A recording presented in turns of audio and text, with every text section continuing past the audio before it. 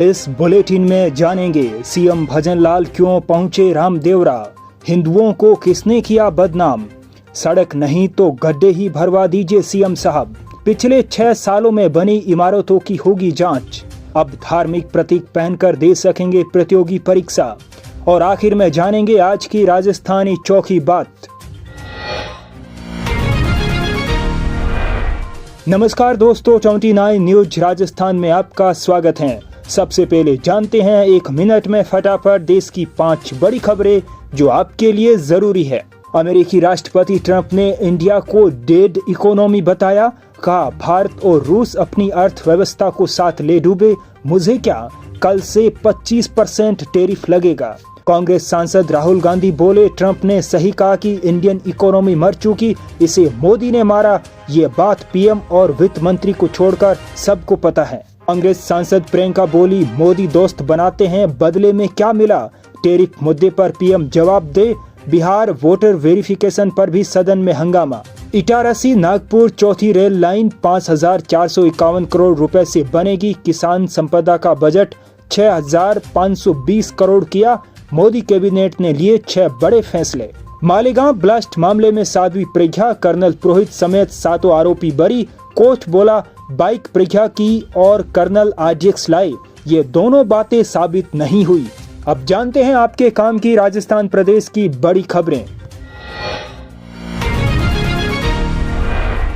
मुख्यमंत्री भजनलाल शर्मा जैसलमेर के रामदेवरा पहुंचे। मुख्यमंत्री ने पवित्र रामदेवरा धाम में यात्रियों के साथ पद यात्रा कर लोक देवता बाबा रामदेव जी की समाधि स्थल पर विधिवत दर्शन पूजन किए और श्रद्धा के साथ बाबा का प्रतीकात्मक घोड़ा चढ़ाकर आशीर्वाद प्राप्त किया।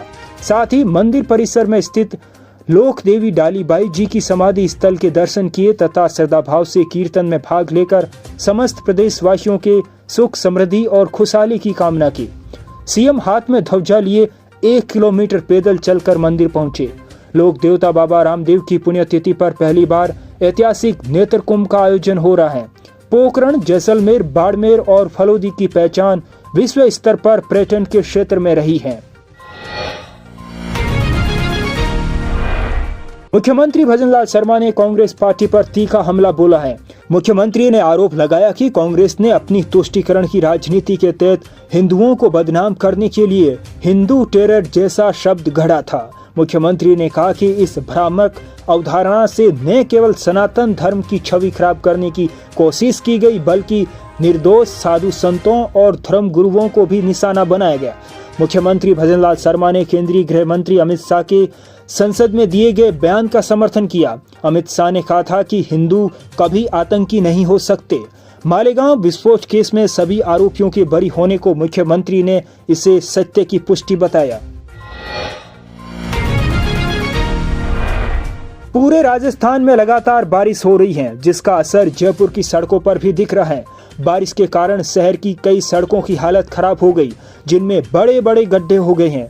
इसी बीच मुख्यमंत्री भजनलाल शर्मा बुधवार को अपने विधानसभा क्षेत्र सांगानेर में बारिश के बाद की स्थिति का जायजा लिया। इस दौरान वहां मौजूद स्थानीय निवासियों ने मुख्यमंत्री से कहा कि हम तो इतना ही कह रहे हैं कि गड्ढों में मोरम यानी गड्ढे भरवा दीजिए। मुख्यमंत्री भजनलाल शर्मा ने सभी सरकारी विभागों को सख्त निर्देश दिए हैं। मुख्यमंत्री ने कहा कि जितनी भी क्षतिग्रस्त या पुरानी सरकारी इमारतें हैं उनकी तुरंत मरम्मत करवाई जाए ताकि किसी भी तरह की हादसे से बचा जा सके।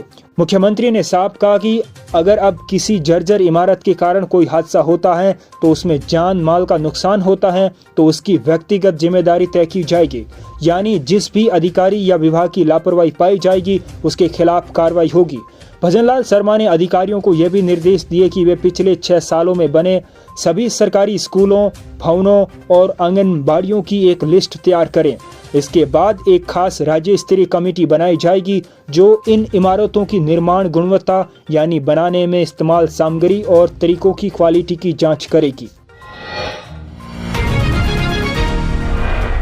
राजस्थान में भारी बारिश से हालात बिगड़ रहे हैं। धौलपुर में चंबल खतरे के निशान से करीब 12 मीटर ऊपर बह रही हैं। कई इलाके डूब गए हैं। रेस्क्यू के लिए आर्मी को बुलाया गया। जयपुर में गुरुवार को सुबह से झमाझम बारिश हो रही है। वहीं अलवर में मूसलाधार बरसात के कारण सरकारी हॉस्पिटल में पानी भर गया। भरतपुर शहर में भी जगह जगह जल जमाव हो गया। नगर निगम कमिश्नर घर में भी पानी घुस गया। कोटा में चंबल का जल स्तर बढ़ने पर कोटा बैराज के गेट खोले गए। वहीं सीकर जिले में भी बुधवार देर रात मूसलाधार बरसात हुई। राजस्थान सरकार ने प्रतियोगी परीक्षाओं में शामिल होने वाले अभ्यर्थियों के लिए एंट्री नियमों में एक बड़ा बदलाव किया है। अब प्रदेश के सभी विभागों की भर्ती परीक्षाओं में उम्मीदवार कड़ा, पगड़ी और कृपाण जैसे धार्मिक प्रतीक पहनकर परीक्षा दे सकेंगे। ये बदलाव हाल ही में जयपुर में हुई एक घटना के बाद किया गया।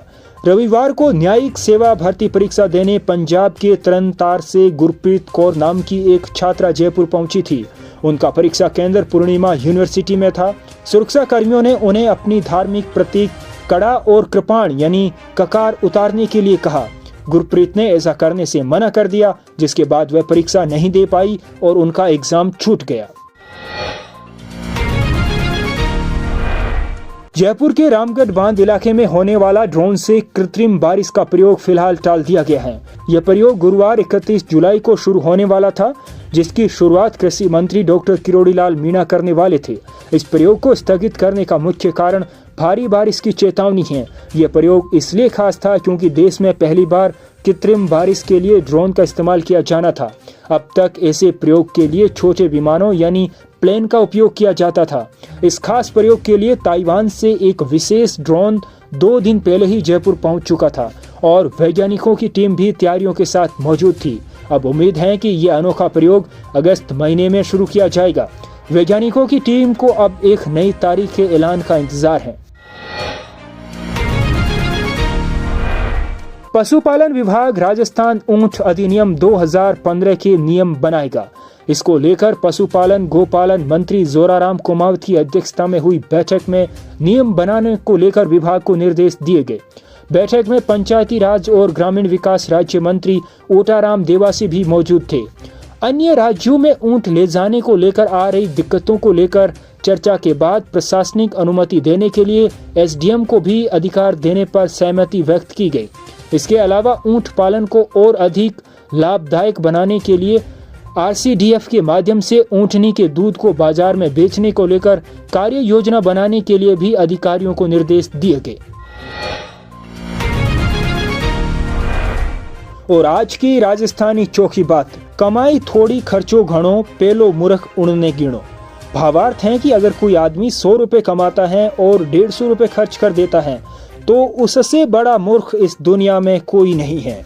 आज का सवाल है, राजस्थान में जंतर मंतर क्या है?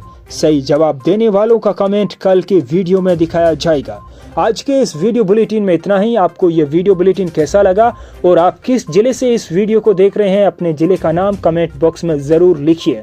यदि आप हमारी पत्रकारिता को सपोर्ट करना चाहते हैं तो सबसे पहले 29 न्यूज राजस्थान को अभी सब्सक्राइब कीजिए।